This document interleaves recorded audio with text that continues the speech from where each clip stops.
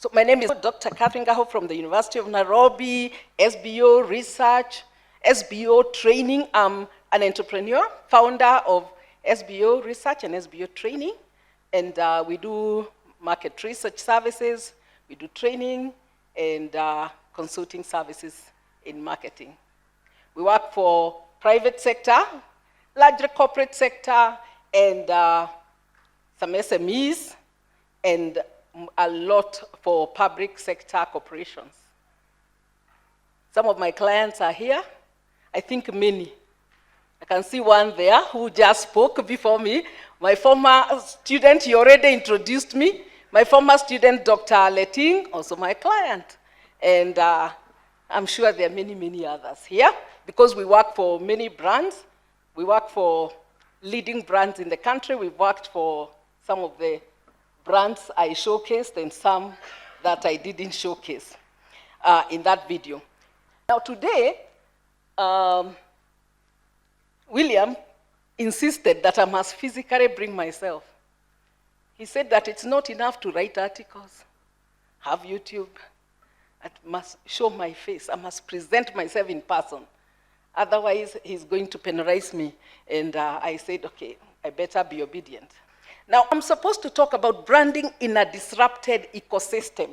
And when I said this, somebody told me that they don't like the word disrupted. They say that we have been so disrupted, we don't want to talk about it. Is that true? That the word is even threatening. So actually, and I know at the University of Nairobi sometimes people write titles like for MBA project or PhD thesis. When you write your title, the professors tell you, oh, it's too negative. Why are you using so many negative words? Yeah, so when I was told to talk about disrupted, I said, okay, we have to find a way to turn it to positive. Now, disruption is something that has been with us for years, but we seem to think that COVID was a major disruptor. And I think it's because COVID is a true black swan. It was unexpected. I don't know how many of you have read the book Black Swan. The Black Swan. Okay. I think the author is the same author who wrote a book called Fooled by Randomness, which many of us in research tend to read. Any who has read that one? Okay, I'll stop talking about, oh, I can see some people have read it. Okay, so I shouldn't just say I won't talk about books anymore. I'm sure, William, you must have read some of these books. You are a person of books. The whole idea of a black swan is something that is so completely unexpected that it comes to shock you. So it's a disruptor that is completely out of this world. So much as we have been disrupted by technology, by many other forces, when COVID came, we started to feel like we've been disrupted. So when we hear the word disruption, we think more about COVID-19. Now, the word disruption, for me, it should be neutral. It means, okay, it means unsettling. That's not neutral. It means stirring up. That's not neutral. Interrupting. So can it be neutral? But we are supposed to look at it as neutral from a business perspective because we should look at it from both sides, opportunity and threat, and look at how best we can optimize. Now, disruption interferes or impacts or threatens at different levels of the business value chain and affects marketing in many ways. And I just want to look at some of the disruptive forces. Apart from the COVID-19 black swan, we have technology as a major disruptor because it keeps changing and forces us to change. But if you think about it, life is about change. From the time you were born, every time you have a birthday, isn't that a change? But maybe you think you have prepared, but you never prepare. Each time you find new things are happening to you, even as a person. As you're growing older, things are changing. So I think it's normal. It's normal life. But disruption is when it takes you out of the normal. It goes beyond the normal. It makes you not able to function in the traditional normal sense. Now, the other major force, economic recession, of course, now the ones we are talking about is economic recession. We are talking about the Russian-Ukraine war and how it has affected the economy. That comes from politics. Social tensions. We are talking about the gap between the haves and the have-nots, and the income gaps, the joblessness in society, and of course climate change. We are talking about climate change, and the biggest concern about these disruptions is the speed and the magnitude and even the complexity that it presents to marketers, to firms, to businesses, and to branding. Now, when we look at the disruptive forces, you remember in the past we had food, then we had organic, and now we have GMO coming. That is disruption. You've heard how people are reacting to that. In the past, we had taxis. Then we had Uber. And Uber was called a disruptor. And then other people came to interrupt the Uber. And if you look at the world of business, there is always going to be that kind of change because there is innovation and different organizations are coming up and making a change. We used to talk about M-Pesa. In fact, even to this day, we say M-Pesa was a disruptor. It disrupted banking and made a very huge difference in the country by increasing the velocity of money, enabling people to trade very quickly. Then population structure in Kenya. We say we have a bottom of the pyramid kind of population structure where we have so many people at the bottom, I mean young, and some very few people in the older ages. So the upper you go in age, the fewer you are. And the previous speaker was talking about investments and talking about age groups. And how you can be left alone because your children have gone. And in reality is that, yeah, there is also that your age mates will also be going. Then what did that do? Recently, we have another disruptor called the wheelbarrow. Who imagined a wheelbarrow could take Kenya by the storm? Many people sitting here, many people who are very well informed, they were called elitist because they questioned the value of a wheelbarrow. They wondered whether it can really matter, whether it's a symbol that could change things. And of course, the bottom-up concept, the elites also found it a bit far-fetched, but apparently it was resonating with the bottom of the pyramid. And in marketing, we also talk about marketing at the bottom of the pyramid. You all know about the Kadogo economy, the Kadogo marketing strategies, which are meant to tap the bottom of the pyramid to reach the people who have limited resources.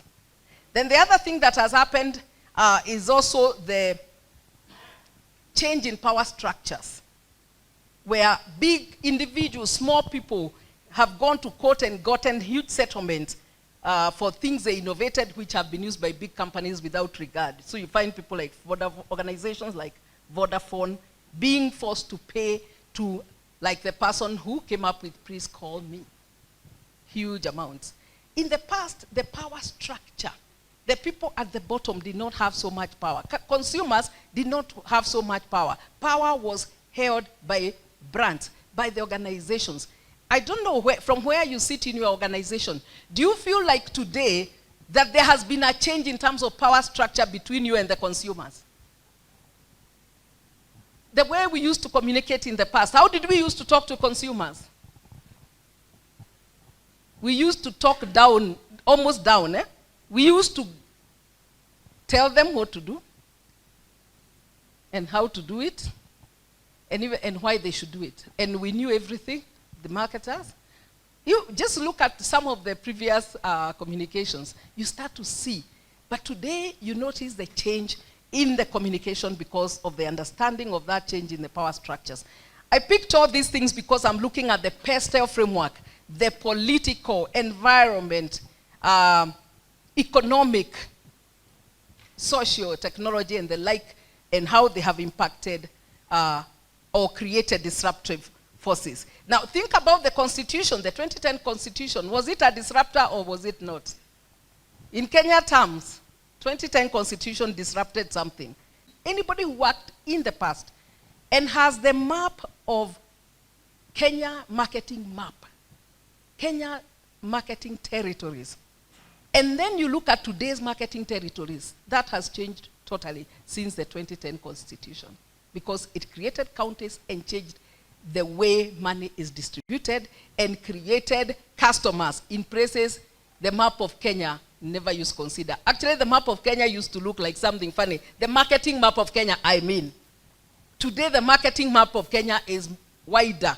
It has not covered the whole of Kenya, but it's much wider than it was in the past, before that change. So disruptors can come from anywhere. And the question for us in marketing is, how do you prepare yourself to be adaptive so that you can take advantage of such opportunities? Procurement law, the change of procurement law, it impacted business. Today, for you to win a project, to do a project for a state corporation, you have to write a minimum of 100 pages. Sometimes we go to tender, like for marketing research, customer satisfaction, gender mainstreaming research, and stuff. And when the tenders are open, you find all of them are from 100 pages and above. Some people have 200 pages. Then you find an outlier who has 10 pages. What do you think happens? And 20 pages. They are normally kept aside, even on the day of opening. Yeah, so it changed the way, and it became so complex. But it also benefited very many people. I don't know whether Marketing Society of Kenya knows that part of the reason they have so many new members who are always renewing and corporate members is because it's now important for you to tender in marketing jobs. You must demonstrate that you are a member of a marketing organization that is respectable. And of course, you all know that the marketing bill is to become law very soon. That will also mean other changes. It will disrupt the way we do business.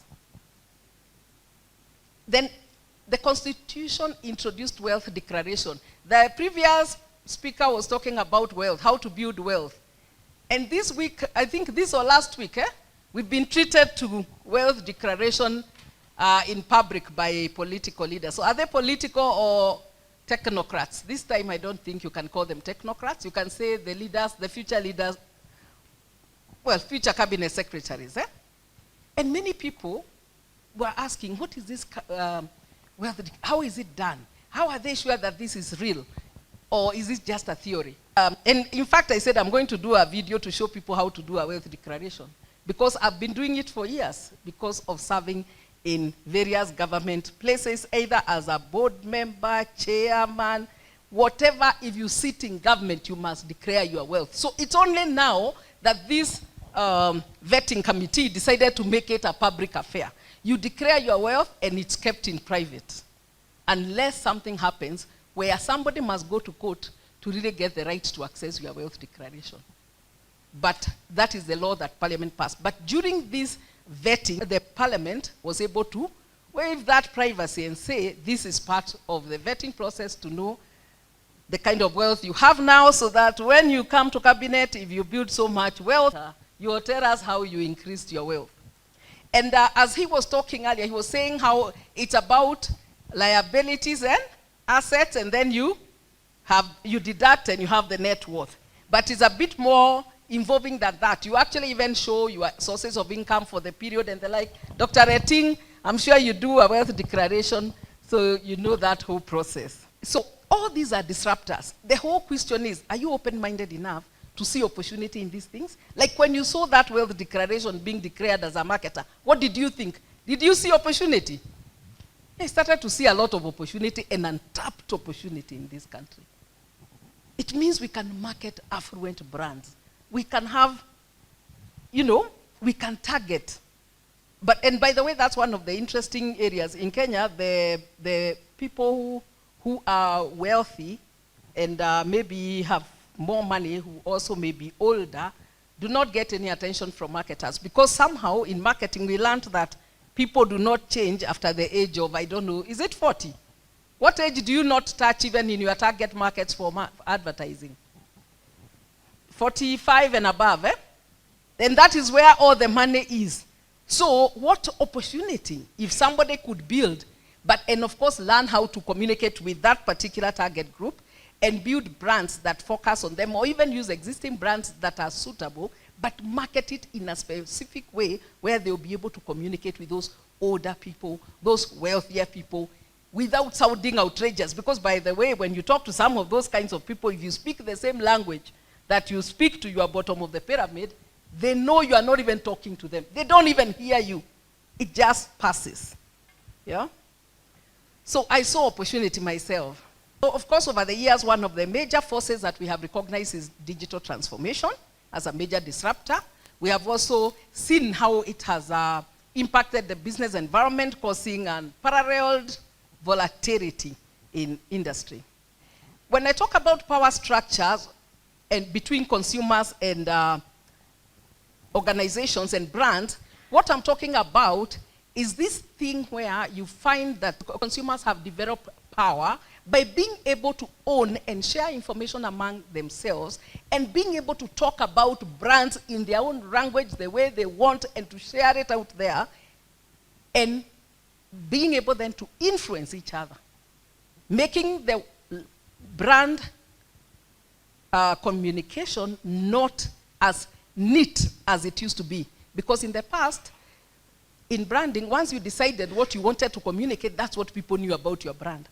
But today, you can communicate this, but people experience the other, and they talk about it in social media and create their own narrative. And that connectivity has created a different power structure. So consumers now have more power than they used to have over brands.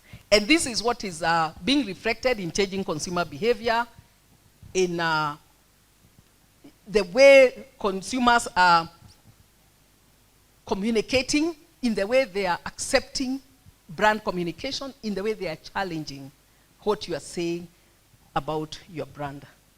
So connectivity is what has actually redefined this influence. I don't know if you, now that you seem not to read much, there's this book called Marketing 3.0.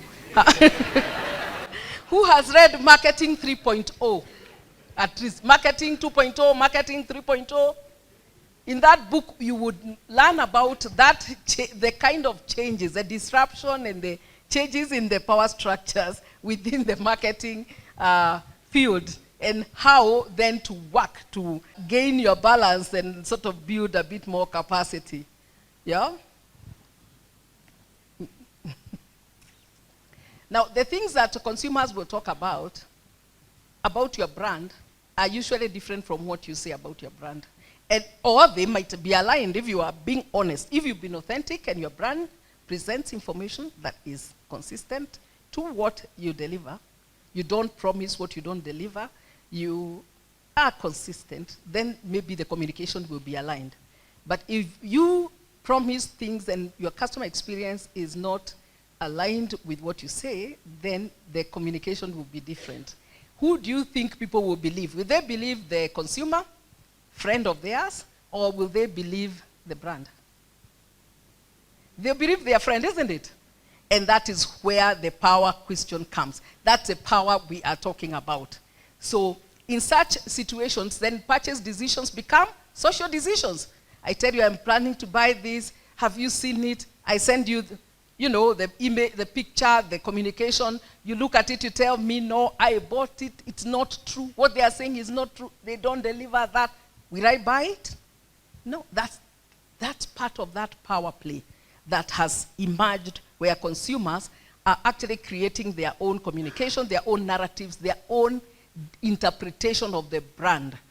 And what is interesting is that we maybe didn't expect that consumers will be complying, but the reality is they become more like a single force. That is, people who hang together, peer groups, tend to influence each other in terms of what to buy, what to think even, which books to read, and stuff like that. And I can tell that here I don't have very many peers, because I seem to read awkward books, the kind of books people are not reading.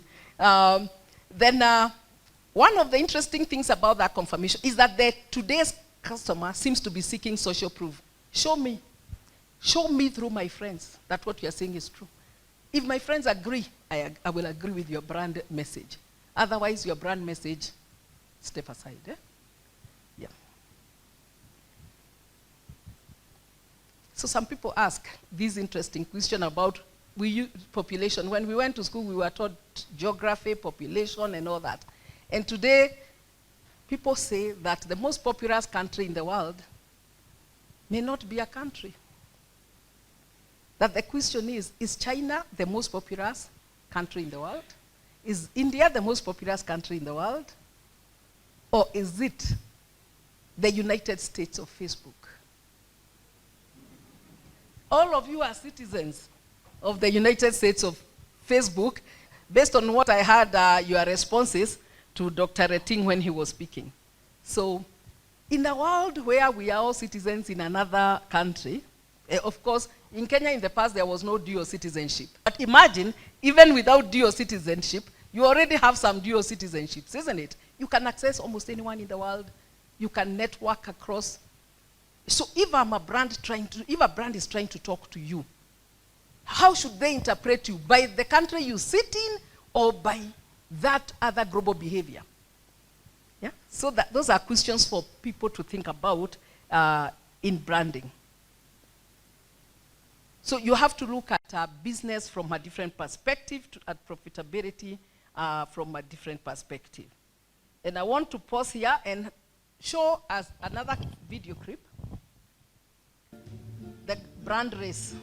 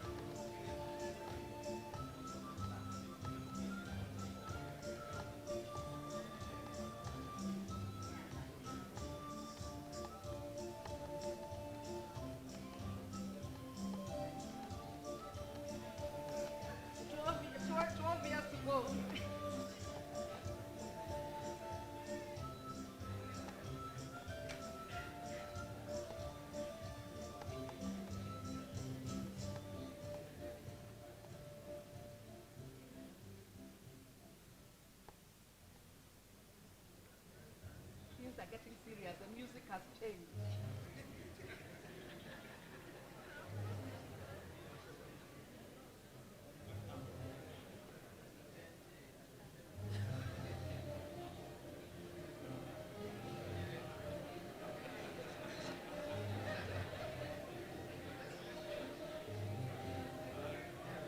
Kipchoge is coming up.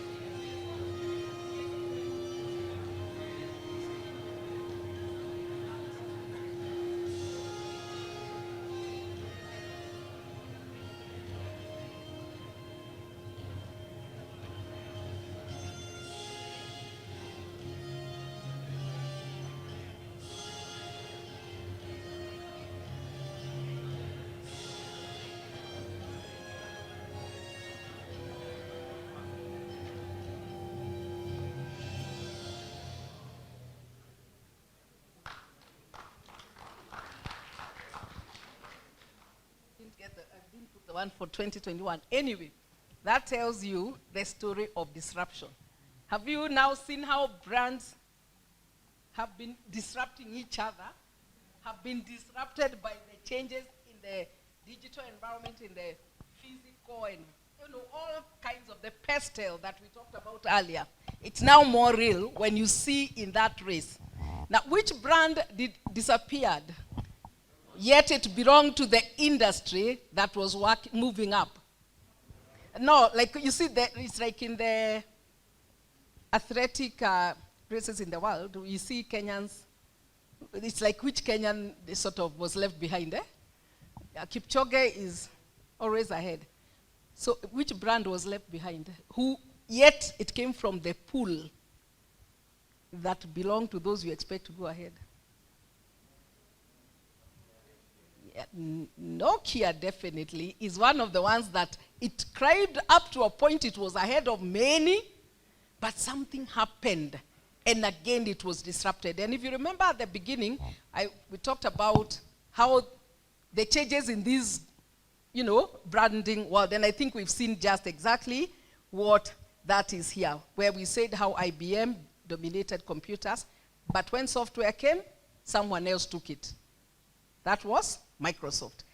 Then when internet came, someone else took it. That's Google. Then when social media came, Facebook, when you look at the list there, you see the race, how they climbed each other out. In other words, you can be leading at this time, but if you are not alert to the changes, you find that someone else will come and actually take over from you in your own industry, so that your industry continues to exist and to thrive and even have greater demand. Because you can ask, did Nokia go down because people stopped buying phones?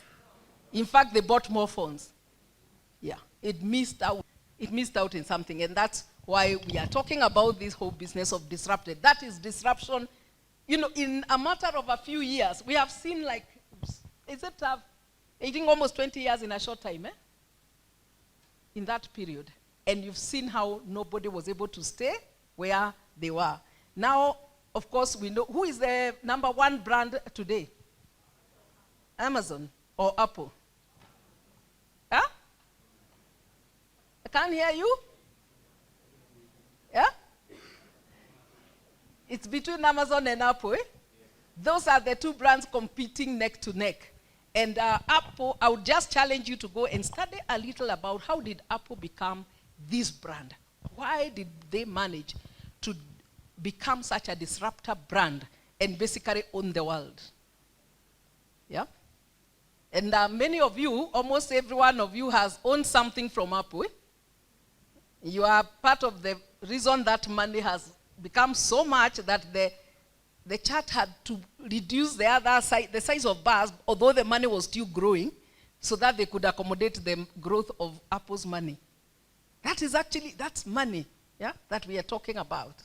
Value, brand value, interpreted in dollars. So read exactly what drove that. Eh? Now, to thrive in this kind of environment, in the changing environment that is always going to happen, as we said, that disruption is going to be there, is that you need to learn how to leverage the opportunities that it presents. And we say that the winners are usually those who are best prepared. In the days you went to school, I don't know whether you were taught about a man called Charles Darwin. The Darwin theory, survival for the fittest. And as he said, that your survival, yeah, is dependent on being able to adapt. Has that rule changed? Even these brands that we are seeing climbing up, their advantage is that they have been able to adapt better than others. So in branding, what we need to build is that adaptability, that resilience. Create early warning systems and be data-driven. Find ways to learn ahead of time how things are changing, how they are going to change. And even if you don't know, when they change, be very quick to learn and adapt. And these days we say you have to first unlearn what you learned because it's keeping you in the old mindset, then learn the new, and then relearn. So learning is one of the ways to ensure that you are able to drive a brand to the future despite the disruption. And one of my favorite books, again, who has read this book? Oh, thank you. This time I have many people. Oh, great. This is a fantastic book, and I can tell because so many of you say you have read it. Start with Why by Simon Sinek. One of my favorites for this year is the book I'm, touting for this year. And in branding, you have to start with why. Start with why in branding for you to get the advantage. And one of the things that Apple did is they started with why. If you read that book, actually, it's about leadership, but you learn more about branding. And he uses the example of Apple and how they changed the thinking to starting with why, then what, then how. Yet, in many cases, we start with how or what, and then we don't even think about why. And that is the key assignment for you for the next week. Get yourself a copy of this book. Find anything, find a video, find a lesson, find something to explain to you why that kind of drama we have seen is possible. Ni kama video, serious drama. Somebody is jumping everybody as if they don't exist. If that happened in Kenya and it was a person, what would they do? They have to trip that person. But in branding, how do you trip a person who's going ahead? Nokia was tripped. Yeah? Somebody put a leg in front of them and they fell, and even as they tried to get up, it took a long time for them to get where they were going. So start with why. Define the purpose. That was what that video clip that I showed, that I did some time ago, was about. Start with why. And I showed you the whys for all those brands. Start with why. You had the why for all the brands. The purpose I gave for each of the brands. Equity Bank, a major disruptor in our economy. What did they say was their why? Why? Why do they exist? Why does your brand exist?